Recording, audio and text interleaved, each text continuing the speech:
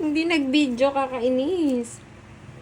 Hello mga kadeko, tara samahan niyo akong mangalay na naman sa design na gagawin natin. Eto na nga yung may papakita kong video sa inyo dahil for the lutang na naman ang buntis, hindi na turn on yung video. Ilang beses ko na nga nagawa yung design na to at sa ulit-ulit ng paggawa ko nito, hindi pa rin nawawala yung kaba ko at pag-iingat ko sa bawat letters na nilalagay ko. Sa pagkakaalala ko nga mga kadeko, pang-anim na beses ko nang ginawa ang design na to at sa pang-anim na yun, same pa rin yung mga comments na nare-receive ko. Madalas na tanong nga dito sa akin mga kadeko ay paano daw ba maiiwasan yung pag-bleed ng mga colors, especially yung black. Kung matagal ka nang nakafollow sa akin, malamang alam mo na yung diskarte ko. Pero kung bago ka pa lang na nakafollow sa akin, sasabihin ko na sa'yo yung secret. Charot, wala naman talagang secret mga kadeko. Pero siguro, isang factor mga kadeko ay yung pagtitimpla natin ng icing. Ang gamit pala nating icing dito ay Whippet Classic. Sa pagtitimpla ko ng Whippet Classic mga kadeko, hindi talaga ako marami maglagay ng water. Nung nagsisimula nga ako mga kadeko, kapag nagtitimpla ako ng 1 kilogram na Whippet Classic, marami talaga ako maglagay ng water tulad ng ginagawa ng iba.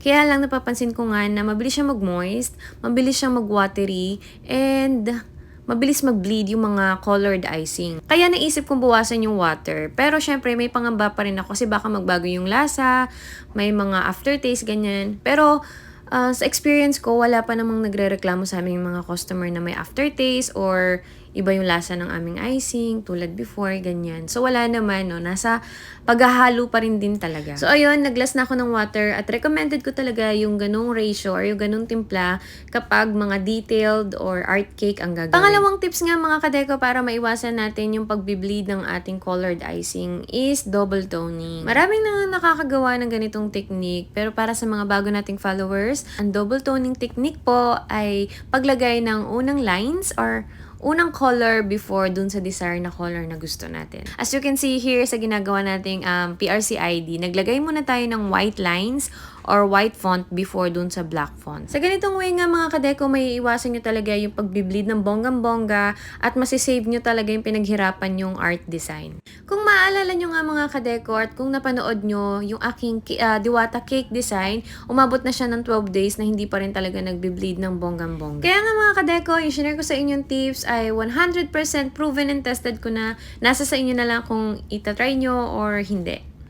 So, ayan, ang dami ko na agad na share at na chika sa inyo. So, balik tayo dito sa ating cake. Sa part nga na yan mga kadeko, ngalay na talaga ako pero tiis lang kasi pag hindi ko pa yan tinapos, tatamarin na talaga. Isa nga sa mga struggle ko mga kadeko sa paggawa ng mga PRC ID or ID cake ay ang pagsusulat ng mga maliliit na font. Normally, sanay talaga ako sa mga malalaking font or malaki talaga ako magsulat kahit sa papel, using ballpen or lapis, malaki talaga yung mga font ko sa pagsusulat. Kaya pag gumagawa ko ng mga PRC ID cake or ID cake ay sobrang hirap na hirap ako sa pagsusulat ng maliliit. Kaya lang no choice tayo kasi kailangan natin ng Japay. Sa pagsusulat ko nga dito mga kadeko ng Certified Public Accountant, nakailang bura nga ako dito kasi hindi ko mabalance or hindi ko siya maigitna. Kaya paulit-ulit talaga ako dyan. Siguro mga nakatatlong ulit din ako. Pero okay lang no kasi mas gusto ko pa rin yung maayos kaysa minadali. At para naman po sa mga magtatanong kung paano yung technique para hindi maligaw ang ating mga font or ating mga letters, gawa lang po kayo or lagay lang po kayo ng mga visible lines. Yun po yung guide nyo para magpantay-pantay ang inyong mga font. Halos patapos na nga rin tayo mga kadeko dito sa ating PRC ID. Lalagyan na lang natin siya dito ng mga logo. Ayan, hindi ko siya totally magaya ng bonggang-bongga kasi malabo. Hindi ko alam kung ano yung pinaka-original pero mukha naman na kaya ox na yan. O tara, may pa-barcode pa, saan ka pa? Struggle is real ako dito sa barcode na to, kaya kung ano na lang yung maisip kong linya na magawa, basta medyo kamukha ng barcode is goods na yun. Hindi naman kailangan sobrang copy.